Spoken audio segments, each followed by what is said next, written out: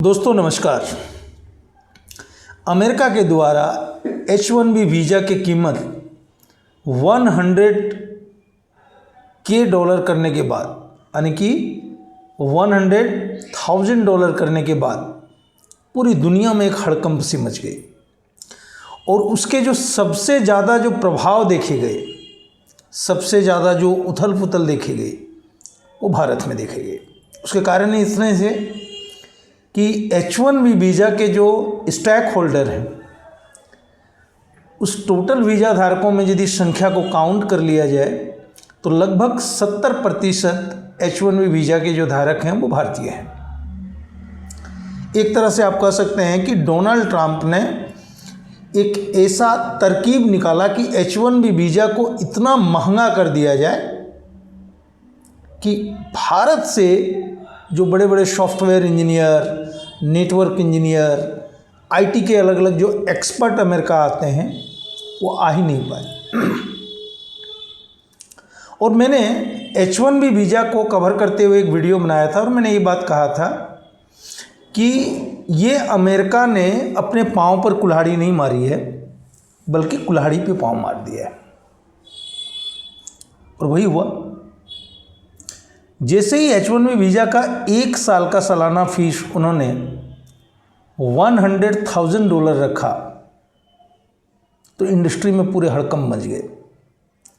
उसके बाद आनन फानन में अगले दिन फिर से प्रेस कॉन्फ्रेंस करके कहा गया कि नहीं, ये 1 साल की नहीं, लाइफ टाइम की फ़ीस है।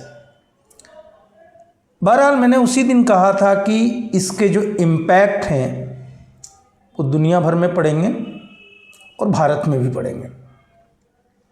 और भारत में जो पहला इम्पैक्ट हुआ, और ये बहुत अच्छी बात है, होनी चाहिए, 140 करोड़ के आबादी वाले देश, जहाँ पर दुनिया के सबसे हुनरमंद, सबसे अच्छे क्वालिटी के इंजीनियर्स पाए जाते हैं, बावजूद भी हमारा कोई टॉप लेवल की कोई सॉफ्टवेयर इंडस्ट्री में नहीं है।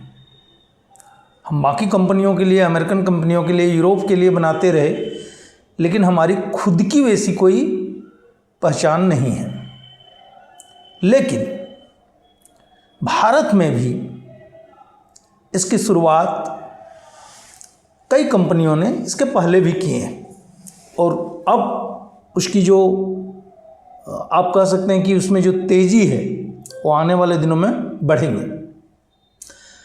भारतीय उपभोक्ताओं के साथ में एक दिक्कत यह है कि जब तक उनको कोई कह न दे आगे से चल के कि आपको ये करना है, तब तक लोगों को समझ में नहीं आता है। 2021 में जोहो एक कंपनी है जो कि तमिलनाडु बेस्ड पूर्ण रूप से भारतीय कंपनी है। उन्होंने एक एप्लीकेशन बनाया रहा मैसेजिंग करने के लिए, जिसका नाम दिया था आराथाई। आराथाई बेसिकली एक तमिल वर्ड है जिसका आमतौर पर उसका जो मतलब होता है वो होता है कि आपस में बातचीत करना, जिसको हम लोग हिंदी में या उर्दू में कहते हैं गुफ्तगू हो जाए, थोड़ी सी बातचीत हो जाए, उसको वहाँ पर आराथाई कहा जाता है। तो ये ऐप 2021 में प्ले स्टोर में लिस्टेड है, बट कोई पूछने वाला नहीं था। अब जाके जब भारत और अमेरिका के बीच में इसका विवाद चला तो भारत के जो आईटी मिनिस्टर हैं उन्होंने, मिस्टर अभिनव वैष्णव ने कई चीज़ों में अपने तरफ से एक इनिशिएटिव लिया। आमतौर पर हम लोग माइक्रोसॉफ्ट ऑफिस यूज़ करते हैं। आप सब जानते हैं कि माइक्रोसॉफ्ट अमेरिकन कंपनी है और माइक्रोसॉफ्ट ऑफिस का एक ऐसा सॉफ्टवेयर का पैकेज है जो कि चाहे वो कोई होम यूज़र हो, कोई कंपनी में यूज़र हो, या किसी स्कूल में हो, कॉलेज में हो, शायद ही ऐसा कोई जगह होगा जहाँ पर माइक्रोसॉफ्ट ऑफिस का यूज़ नहीं होता है। माइक्रोसॉफ्ट के वर्ड, एक्सेल्स, पावर पॉइंट्स, ये बहुत ही पॉपुलर सॉफ्टवेयर है। बट इसी के सिमिलर सॉफ्टवेयर, जैसे आज के दिन में यदि हम लोग देखें तो गूगल में, जो लोग गूगल को यूज करते हैं, आज के दिन में ये थोड़ा सा ट्रेंड बढ़ा है कि बहुत सारे लोग एक्सेल्स को यूज नहीं करके गूगल शीट यूज करते हैं, माइक्रोसॉफ्ट वर्ड कोई नहीं यूज करके गूगल डॉक्स यूज करते हैं डॉक्यूमेंट के लिए। ठीक है। तो उसी तरह से एक भारतीय कंपनी है जोहो, जो कि सिमिलर सॉफ्टवेयर, जिस तरह से माइक्रोसॉफ्ट वर्ड है उस तरह से वहाँ भी राइटर हैं, यानी कि हम उसमें अपनी कोई भी डॉक्यूमेंट बना सकते हैं। जिस तरह से माइक्रोसॉफ्ट एक्सेल से, उस तरह से वहाँ भी एक्सेल का प्लेटफॉर्म अवेलेबल है, नाम अलग है बट है। तो मिस्टर अभिनव वैष्णव ने, जो कि हमारे आईटी मिनिस्टर्स हैं, उन्होंने एक प्रेजेंटेशन देके बाकायदा इस चीज़ को इंडोर्स किया कि भाई हमारी एटलीस्ट जो सरकार के लेवल की जो चीज़ें हैं वहाँ पर हम लोग मूव करेंगे माइक्रोसॉफ्ट ऑफिस के जगह पर, किसमें, जोहो के सॉफ्टवेयर में। और जोहो का जो ईमेल है, मैं व्यक्तिगत रूप से उसको यूज करता हूँ, मुझे पता है, वो भले ही इंडिविजुअल यूजर में जोहो उतना पॉपुलर ना हो, लेकिन एंटरप्राइज नेटवर्क में, एंटरप्राइज कंपनियों में, जहाँ पर लोग अपने डोमेन नेम का ईमेल बनाते हैं, उदाहरण के लिए मान लीजिए किसी एक कंपनी की नाम ABC लिमिटेड है, तो वो एक डोमेन परचेस करते हैं abc.com, तो उसका जो ईमेल होता है उस कंपनी के अंदर में यदि किसी का नाम है राजेश, तो उसका ईमेल आईडी rajesh@gmail नहीं होता है, rajesh@abc.com होता है। तो इसको एंटरप्राइज ईमेल बोला जाता है, कंपनियों का ईमेल होता है। तो उसमें जोहो एक अच्छा मार्केट शेयर रखता है, और गूगल के तुलना में जो जीमेल है उसके तुलना में इसकी प्राइस कम है, और सर्विस बहुत ही अच्छा है, बहुत ही अच्छा। मैं व्यक्तिगत रूप से उसको यूज करता हूँ, मुझे पता है। तो इसको इंडोर्स किया भारत के आईटी मिनिस्टर ने, और जो आरटीआई है व्हाट्सएप के एक ऑल्टरनेटिव के रूप में, उसकी जो डाउनलोड्स है वो पिछले 5 दिनों में 100 गुना बढ़ गए। ये है भारतीय कंज्यूमर की ताकत। सिर्फ एक मिनिस्टर ने आके इंडोर्स किया कि नहीं, हम लोगों को भारतीय एप्लीकेशंस को यूज करना है, स्वदेशी एप्लीकेशंस की तरफ आगे बढ़ना है, और हमारी इतनी यूथ कैपेबिलिटी है जो कि टेक्नोलॉजी से जुड़े हुए हैं, डे टू डे चीज़ों से जुड़े हुए हैं। और आरटीआई में ऐसा नहीं है कि उसमें फीचर्स नहीं है, कई सारे फीचर्स हैं। हम व्हाट्सएप के अपने चैट को वहाँ टोटल ट्रांसफ़र कर सकते हैं, हम वहाँ से आपके डायरेक्टली जूम में मीटिंग को शेड्यूल्स कर सकते हैं। ऐसे तमाम फीचर्स आरटीआई के अंदर में मौजूद है। तो बेसिकली मुझे जो अच्छा लग रहा है व्यक्तिगत रूप से, इसके वजह से मैं ये वीडियो बना रहा हूँ कि भारतीय सरकार ने, ट्रंप ने अपने तरफ से जो H1B वीज़ा करके भारतीयों को रोकने का एक तरह से कुचक्र रखा, उसके जवाब में अब मोदी जी एक इनिशिएटिव लिए हैं। लेकिन भारतीयों के साथ दिक्कत क्या है दोस्तों, आप लोगों को याद होगा कि जब टिकटॉक सहित तमाम चाइनीज़ ऐप को भारत ने बैन किया रहा, तो उसके ऑल्टरनेटिव भारतीय कई ऐप थे जिनको प्रमोट किया गया था, कई सारे ऐप थे जिनको प्रमोट किया गया था, लेकिन वो मोमेंटम रहा नहीं। कुछ दिन चला, उसके बाद वो मोमेंटम ख़त्म हो गया। आज के दिन में बहुत सारे ऐसे टिकटॉक के अल्टरनेटिव बहुत सारे ऐप थे, बट आज के दिन में कोई पूछने वाले नहीं है।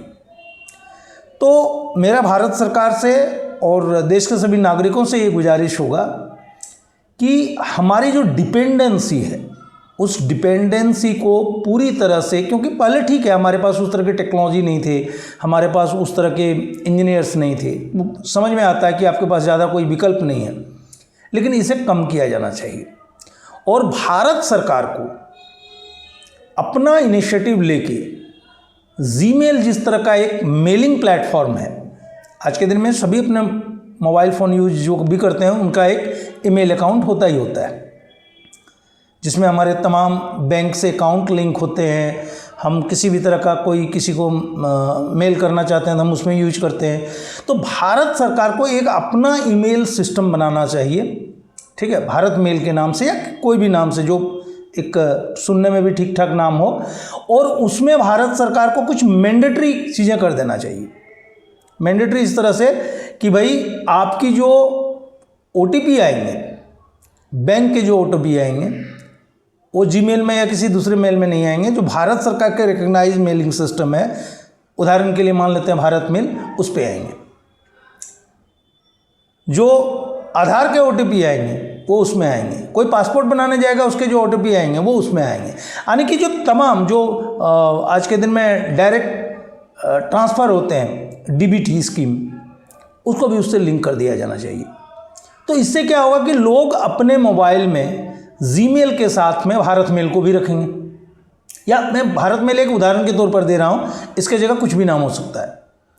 140 करोड़ पॉपुलेशंस वाले दोस्त, मतलब ये एक इतना बड़ा देश है, इसके लिए हम लोग दुनिया के लिए सिर्फ एक मार्केट बन के रह जाएं, ये तो कम से कम आज के इस 21वीं सदी में तो ये संभव नहीं है।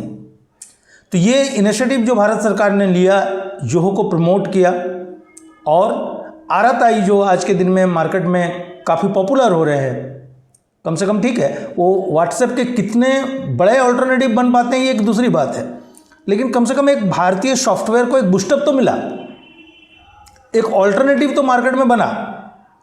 मैं इस बात से व्यक्तिगत रूप से बहुत खुश हूं, और भारत सरकार को चाहिए कि जितने भी बड़े टेक कंपनियां हैं, जिनके पास सामर्थ्य है, जिनके पास कैपेबिलिटी है, उनको एक एक प्रोजेक्ट असाइनमेंट करना चाहिए कि भाई आपको ये चीज़ करना है। उदाहरण के लिए मान लीजिए इन्फोसिस एक बड़ी कंपनी है, TCS एक बड़ी कंपनी है, तो इन्फोसिस को बोला जाना चाहिए कि भाई आप एक ओपन सोर्स ब्राउज़र बनाओ, ठीक है, जैसे गूगल क्रोम है, जिस तरह से मोजिला फायरफॉक्स है, उस तरह से एक ब्राउज़र बनाओ जो कि भारतीय हो। भारत के 30% यूजर भी यदि उसको यूज करेंगे ना, तो अमेरिका और यूरोप में जितने यूजर यूज करते हैं लगभग उसके बराबर हो जाएंगे, लगभग उसके बराबर हो जाएंगे। 30% का मैं बात बोल रहा हूँ, क्योंकि हमारी जो यूथ पॉपुलेशंस है वो इंटायर पॉपुलेशंस की लगभग 40 to 50% है, जो कि टेक्नोलॉजी को यूज कर रहे हैं, मोबाइल को यूज कर रहे हैं, सारी चीज़ों को यूज करते हैं। तो भारत सरकार का ये इनिशिएटिव एक प्रेजेंटेशंस के माध्यम से अभिनव वैष्णव ने जो ये इनिशिएटिव लिया है, और उसके बाद से जिस तरह से आरएतआई का यूज केस डाउनलोड 100 टाइम बढ़ा है, ये मेरे लिए बड़ा गौरव की बात है। और मुझे बहुत अच्छा लग रहा है, एज ए IT प्रोफेशनल मैं इंडस्ट्री में इतने वर्षों से काम कर रहा हूँ, तो मुझे ये जान के ये इनिशिएटिव भारत सरकार का मुझे बहुत अच्छा लगा। और मैंने ये बात H1B वीज़ा के दिन जो वीडियो बनाया था उसी में कहा था कि निश्चित तौर पर भारत सरकार इस तरह के इनिशिएटिव लेंगे, और इससे क्या होगा कि जब जोहो को एक बड़ा मार्केट मिलेगा, जब जोहो को लोग यूज करने लगेंगे, तो उसके ऑल्टरनेट के रूप में भारत की जो दूसरी कंपनियां हैं वो भी सोचेंगे कि भाई हम अमेरिका के किसी एक जो सॉफ्टवेयर बहुत ज़्यादा जो पॉपुलर है, इंडिया में यूज हो रहा है, उसके ऑल्टरनेट कुछ बनाएं, ठीक है।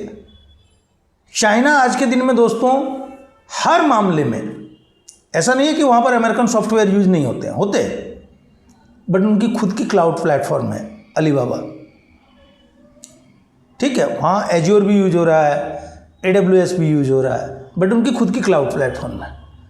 उसी तरह से वो लोग प्रयास में है कि अपने एक सोशल प्लेटफॉर्म उन्होंने बनाया है जिसको वो लोग डेवलप कर रहे हैं, ठीक है। तो भारत को भी चाहिए, भारत सरकार को चाहिए, और इस देश के नागरिकों को भी चाहिए कि जो हमारे भारत के बने हुए एप्लीकेशंस हैं, भारत के बने हुए सॉफ्टवेयर्स हैं, हम उनको प्रमोट करें।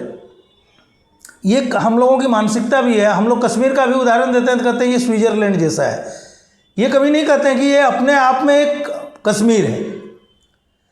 हमें पश्चिम की कॉपी बनाने में, नकल बनाने में बड़ा आनंद आता है। तो इस चीज़ से हम लोगों को बचना चाहिए। भारत में इस तरह की कम से कम 21वीं सदी में ये संभावना है, ये क्षमता है कि देश को कम से कम टेक्नोलॉजी के मामले में इंडिपेंडेंट कर सके, जिसके ऊपर में हमारी जो अमेरिकन डिपेंडेंसी है वो नहीं रहे।